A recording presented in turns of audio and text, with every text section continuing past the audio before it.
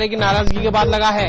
लेकिन अब बहुगुणा सरकार के दूसरे दिग्गज हरक सिंह रावत प्राधिकरण को बनाने के पुरजोर समर्थन में खड़े हो गए हैं। आपदा के बाद प्रदेश के पुनर्वास और पुनर्निर्माण प्राधिकरण की घोषणा खुद मुख्यमंत्री विजय बहुगुणा ने केंद्रीय मंत्री जयराम रमेश की मौजूदगी में की थी। सरकार ने इस प्राधिकरण को गठन करने के लिए इसलिए भी जरूरत महसूस की क्योंकि प्रदेश में हो रहे अनियोजित विकास पर रोकथाम के लिए एक प्राधिकरण की मांग काफी समय से हो रही थी। ऐसे में राज्य सरकार आपदा के बाद चेती, लेकिन प्रदेश के आपदा प्रबंधन मंत्री यशपाल आर्य को प्राधिकरण गठन पर आपत्ति है। उन्होंने मुख्यमंत्री को भी इससे चेताया है। सूत्रों के अनुसार आर्य इस बात से खफा है कि आपदा निर्माण कार्यों में जब पुनर्वास और पुनर्निर्माण प्राधिकरण का ही पूरा हस्तक्षेप होगा तो फिर आपदा प्रबंधन विभाग क्या करेगा। ऐसे में मंत्री ने अपनी नाराजगी जताई क्योंकि आर्य ही प्रदेश अध्यक्ष भी है, इसलिए सरकार नरम पड़ गई। हालांकि सीएम ने इस बात को कहा था कि प्राधिकरण को लेकर किसी भी तरीके की नरमी नहीं बरती जाएगी और कानून के हिसाब से ही इसे बनाया जाएगा। हालांकि सूत्रों की माने तो सरकार प्राधिकरण की जगह समिति बनाने की तैयारी कर रही है, जिस पर 5 सितंबर को होने वाली कैबिनेट बैठक में फैसला हो जाएगा। हालांकि बहुगुणा कैबिनेट के कद्दावर मंत्री हरक सिंह रावत ने इस पर पेच फंसा दिया है। उन्होंने साफ कहा है कि प्राधिकरण किसी भी सूरत में बनकर रहेगा। उनके अनुसार राज्य हित में अगर चाहे कोई भी नाराज हो, इससे फर्क नहीं पड़ता। हालांकि खुद आपदा मंत्री मीडिया से बात आने के बाद किसी भी प्रकार की नाराजगी होने से साफ इनकार कर रहे हैं। उनके अनुसार वे सरकार के हर फैसले के साथ हैं। उत्तराखंड के पूर्व मुख्यमंत्री भुवनचंद खंडूरी ने आपदा राहत कार्यों पर असंतोष जताया है। उनका कहना है कि आपदा को 1.5 महीना बीतने के बाद भी सैकड़ों रास्ते बंद पड़े हैं। पूर्व मुख्यमंत्री खंडूरी का कहना है कि आधुनिक तकनीक का सहारा लेकर संवेदनशील क्षेत्रों में उपकरण लगाए जाने चाहिए ताकि लोगों को वक्त पर राहत मिल पाए। उत्तराखंड के पूर्व सीएम और बीजेपी के वरिष्ठ नेता भुवनचंद खंडूरी ने आपदा राहत कार्यों पर असंतोष जताया है। उनका कहना है कि आपदा को 1.5 महीने बीतने बाद भी लोगों को उचित राहत नहीं मिल पा रही है। खंडूरी का कहना है कि आपदा के 1.5 महीने बाद भी 400 से ज्यादा रास्ते बंद पड़े हैं, जिससे सरकार की कार्यशैली पर सवाल उठते हैं। आपको बता दें कि खंडूरी एनडीए की सरकार में केंद्र में भूतल एवं परिवहन मंत्री भी रहे हैं। खंडूरी ने आरोप लगाया है कि सीमा सड़क संगठन यानी बीआरओ को पूरा फंड नहीं मिल पा रहा है, जिससे कार्य प्रभावित हो रहा है। खंडूरी का कहना है कि बीआरओ का उचित इस्तेमाल किए जाने की जरूरत है, क्योंकि आपदा के वक्त उसकी बड़ी भूमिका होती है। भुवन खंडूरी का कहना है कि आपदाओं पर किसी का वश नहीं है, लेकिन राज्य सरकार की जिम्मेदारी लोगों को राहत पहुंचाना है, जो कि इस बार नहीं हो पाया है। खंडूरी के मुताबिक संचार माध्यम के आधुनिक उपकरण लगाकर लोगों को वक्त पर राहत पहुंचाई जा सकती है। इसके लिए दीर्घकालीन योजनाएं बनाने की जरूरत है। 11वें ज्योतिर्लिंग भगवान कैलाश के मंदिर की सफाई के बाद मुख्य द्वार पर ताला जड़ दिया गया है। अब 11 सितंबर को कपाट खोलकर पूरे विधि विधान के साथ भगवान की पूजा अर्चना शुरू की जाएगी। 11वें ज्योतिर्लिंग भगवान कैलाश के मंदिर की सफाई के बाद मंदिर के मुख्य द्वार पर ताला जड़ दिया गया है। 11 सितंबर को कपाट खोलकर पूरे विधि विधान के साथ भगवान कैलाश की पूजा शुरू की जाएगी। मालूम हो कि बद्री कैलाश मंदिर समिति और पुलिस कर्मियों ने मंदिर के गर्भगृह, सभा मंडप और परिसर की सफाई का काम कर दिया है। मंदिर परिसर में 6 फीट और मंदिर के अंदर 4 फीट मलबा जमा था। जल पल्ले के कारण मंदिर का वीआईपी द्वार की दीवारें भी खिसक गई थी, जिसकी मरम्मत भी कर दी गई है। अब पुलिस की टीमें कैलाश मंदिर की सुरक्षा कर रही हैं। वहीं कुछ दिनों पूर्व राहत आयुक्त आरसी पुरुषोत्तम के नेतृत्व में वैकल्पिक मार्ग की तलाश में सोनप्रयाग से कैलाश गया था। दल दुर्गम रास्तों से होते हुए 3 दिन बाद कैलाश पहुंचा। कैलाश से लौटकर पुलिस अधीक्षक बलिंदरजीत सिंह ने बताया कि कैलाश पैदल ट्रैक का भीम गली से रामबाड़ तक नामो निशान मिट गया है। इससे आगे भी मार्ग जगह जगह वॉश आउट है।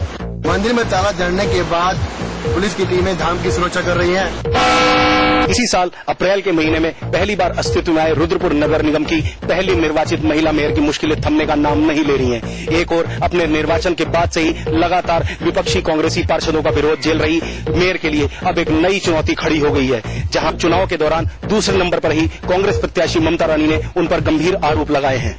दरअसल पहली बार निगम बने रुद्रपुर की पहली मेयर सोनी कोहली पर चुनाव के दौरान नामांकन में फर्जी प्रमाण पत्र इस्तेमाल करने का आरोप लगा है। अप्रैल में हुए चुनाव में दूसरे नंबर पर रही कांग्रेस प्रत्याशी ममता रानी ने कोहली के आयु प्रमाण पत्र पर सवाल उठाते हुए हाई कोर्ट में याचिका दायर की है और उनकी याचिका को सुनवाई के लिए स्वीकार कर लिया गया है। साथ ही डीएम उधम सिंह नगर बीके संत ने भी इस मामले में जांच कमेटी गठित कर दी है। दरअसल मेयर के चुनाव में प्रत्याशी की न्यूनतम आयु 30 साल होना चुनाव आयोग की तरफ से तय है। इस मामले में रुद्रपुर नगर निगम की मेयर सोनी कोहली पर आरोप लगाते हुए चुनाव में कांग्रेस की प्रत्याशी रही ममता रानी का कहना है कि सूचना के अधिकार के तहत उन्होंने कोहली के परिवार रजिस्टर की नकल प्राप्त की है, जिसमें यह पाया गया है कि वह चुनाव आयोग की अर्हता 30 वर्ष के सापेक्ष फिलहाल 28 वर्ष की ही है। ऐसे में कोहली ने जाली दस्तावेजों का सहारा लेकर नामांकन किया था। ममता रानी ने इसी को आधार बनाकर कोहली के खिलाफ हाई कोर्ट नैनीताल में रिट दायर की है, जिसे सुनवाई के लिए स्वीकार कर लिया गया है। ममता रानी का आरोप है कि आयु प्रमाण पत्र के अलावा कोहली के जाति प्रमाण पत्र में भी बहुत घालमेल है। उन्होंने इस बाबत सोनी कोहली के प्रमाण पत्रों की नकल भी मुहैया कराई है। वहीं इस मामले में उधम सिंह नगर के जिलाधिकारी पी के संत ने कमेटी गठित कर सोनी कोहली के दस्तावेजों की जांच के लिए आदेश जारी कर दिए हैं। उधर नगर निगम की पहली मेयर और भाजपा की सोनी कोहली का कहना है कि उन्हें जनता के स्नेह और आशीर्वाद से यह सीट प्राप्त हुई है और वह जानती हैं कि उनका सच क्या है, जिसे वह कोर्ट में साबित भी कर देंगी। कप्तान महेंद्र सिंह धोनी के चहेते सर रविंद्र जडेजा गेंदबाजों की वनडे रैंकिंग में नंबर 1 पर पहुंच गए हैं। लेफ्ट आर्म स्पिनर जडेजा पिछले कई महीनों से लगातार बेहतरीन प्रदर्शन की बदौलत वनडे गेंदबाजी रैंकिंग में पहली बार शीर्ष पायदान पर पहुंचे हैं। जडेजा के साथ वेस्टइंडीज के अबूझ स्पिनर सुनील नारायण भी नंबर 1 पायदान पर हैं। जडेजा के जिम्बाब्वे के खिलाफ वनडे सीरीज शुरू होने से पहले 712 अंक थे और वो गेंदबाजों में 5वें स्थान पर थे। उन्होंने सीरीज में 5 मैचों में 5 विकेट हासिल किए। जडेजा 4 स्थान की छलांग लगाकर संयुक्त रूप से नंबर 1 गेंदबाज बन गए। जडेजा टीम इंडिया के लिए अहम कड़ी बन चुके हैं और उनके शानदार प्रदर्शन का फायदा उन्हें रैंकिंग में भी मिला। जडेजा कुंबले के बाद पहले ऐसे गेंदबाज हैं जो ये कारनामा कर पाए हैं। चलते चलते मेरे ये गीत याद रखना, कभी अलविदा ना कहना। लगता है जैसे किशोर कुमार ने ये गाना खुद अपने लिए ही गाया था। कौन ऐसा शख्स है जो किशोर कुमार जैसे महान कलाकार को और उनके गीतों को कोई भुला सकता है। किशोर कुमार आज जीवित होते तो 84 वर्ष की होते। बेशक आज किशोर दा हमारे बीच नहीं है, लेकिन आबाश कुमार गांगुली की हमारे दिलों में मौजूदगी का आभास उनके गीत और उनकी फिल्में हर पल कराते हैं। अपने रोमांटिक और दर्द भरे गीतों के लिए आज भी याद किए जाने वाले आभास कुमार गांगुली यानी किशोर कुमार का जन्म 4 अगस्त 1929 को मध्य प्रदेश के खंडवा के एक बंगाली परिवार में हुआ था। पिता पेशे से वकील थे, लेकिन बचपन से ही किशोर का मन तो सिर्फ गीत, संगीत और अभिनय में ही लगा था। सबसे बड़े भाई अशोक कुमार पहले ही मुंबई जाकर फिल्म इंडस्ट्री में पांव जमा चुके थे। किशोर ने भी भाइयों के नक्शे कदम पर चलते हुए माया नगरी मुंबई को अपनी कर्मस्थली बनाने की ठान ली। अभिनेता के तौर पर किशोर कुमार ने अपने भाई अशोक कुमार की फिल्म शिकारी से शुरुआत की, लेकिन गाने का पहला मौका उन्हें 2 साल बाद सिद्धि फिल्म में मिला और देखते ही देखते किशोर कुमार एक्टिंग और सिंगिंग के क्षेत्र में कामयाबी हासिल कर ली। सिंगिंग के बाद एक्टर के तौर पर किशोर कुमार का जादू चलने लगा। किशोर कुमार ने 4 शादियां की। 58 साल की उम्र में वो अपने पीछे अनगिनत सुरीले यादें छोड़कर चले गए। भले ही आज हमारे बीच किशोर दा नहीं है, लेकिन उनके गाए गीत हमेशा अमर रहेंगे।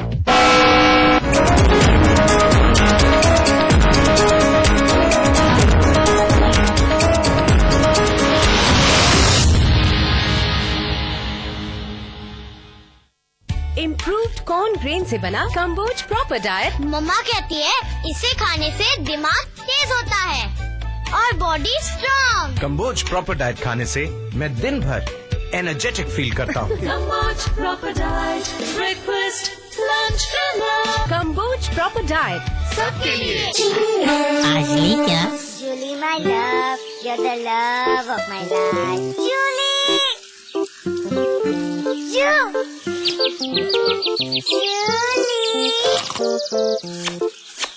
उंगली खुजली ने प्लान बनाया क्विकली और पाइप दबाया क्वाइटली।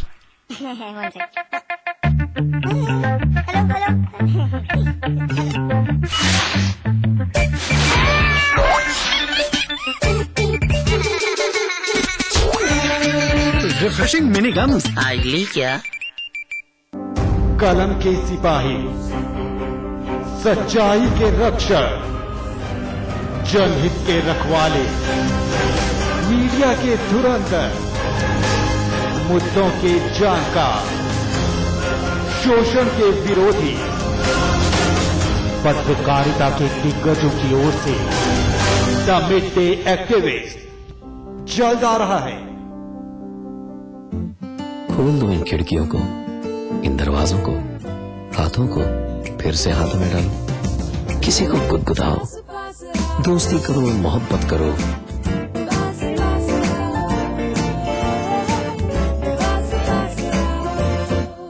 गले मिलो, आंख मिलाओ, किसी को अपना बनाओ।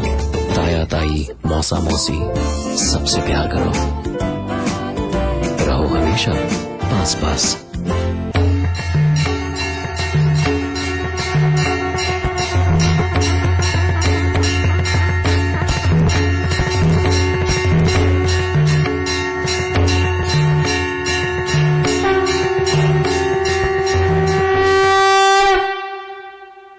मेगा मॉल बनेगा तो बिगेस्ट इंडिया एवर सीन।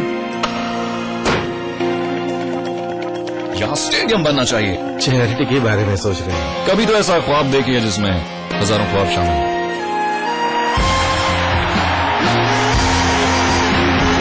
जब दूसरों के ख्वाब पूरे करोगे ना तो अपना कल बनते देखोगे। रजनीगंधा दिल में है दुनिया। 25 मिनट में 50 खबरें, कम वक्त में ज्यादा खबरें। देखिए बिना ब्रेक की खबरें।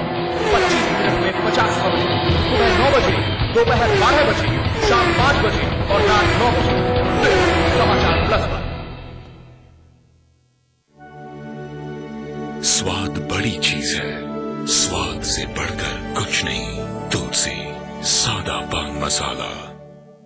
क्या आपका शहर न्यूज चैनलों की भीड़ में कहीं खो गया है? क्या आपका शहर अखबार के चंद पन्नों तक सिमट गया है? क्या आपके शहर से मीडिया का ध्यान हट गया है?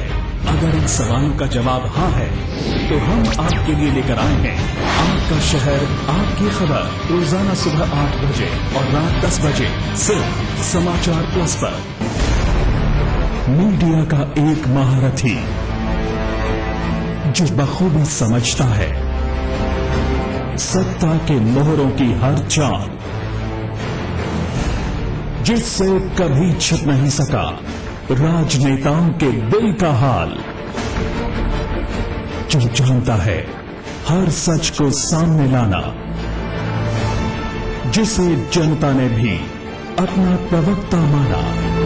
देखिए अमिताभ अग्निहोत्री को सिर्फ समाचार प्लस पर। खबर वही जो हमने कही। कुमाऊं हो या गढ़वाल या राजधानी देहरादून का कोई बवाल,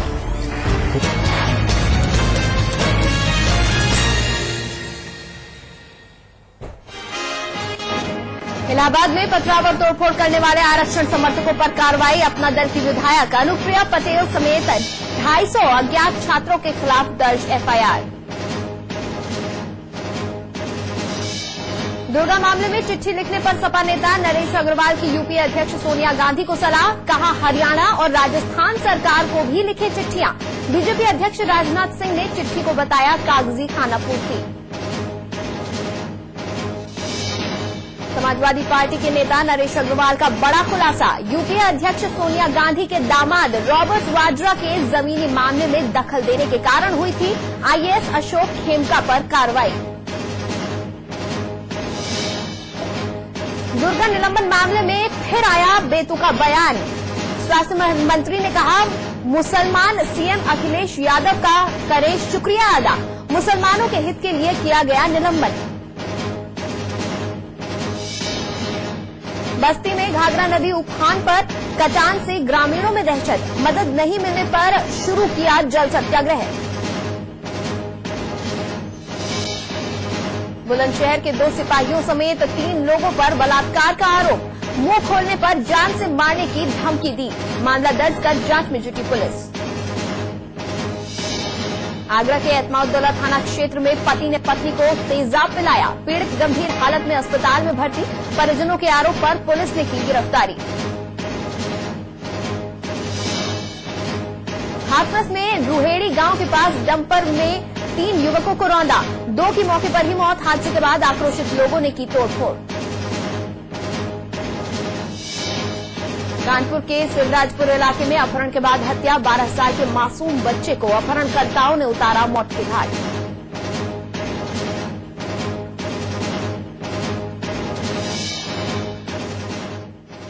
स्वागत है आप सभी का। आप देख रहे हैं फाइनल रिपोर्ट और आपके साथ मैं हूं नितिशा। खबरों की शुरुआत करेंगे। दुर्गा शक्ति नागपाल के निलंबन का मामला अब यूपी सरकार और केंद्र सरकार के बीच राजनीतिक उठापटक का अखाड़ा बन गया है। निलंबन पर सोनिया गांधी ने चिट्ठी लिख दी। चिट्ठी लिखना था कि हड़कंप मच गया। असर यूपी तक दिखने को मिला। सपा की तरफ से सोनिया को जवाब देने की कमान संभाली नरेश अग्रवाल ने। इशारों में सोनिया समेत पूरी कांग्रेस को नसीहत दी। नरेश के मुताबिक दुर्गा को मामले में चिट्ठी लिखने वाली सोनिया खेमका के वक्त कहां थी? क्या मामला सिर्फ दामाद से जुड़े होने के चलते उस वक्त चिट्ठी नहीं लिखी गई? जाहिर है नरेश के मुताबिक सोनिया बस सियासत कर रही हैं और कुछ नहीं। दुर्गा शक्ति नागपाल के निलंबन की तपिश यूपी से निकलकर अब दिल्ली के गलियारों तक पहुंच गई। केंद्र की सत्ता में कांग्रेस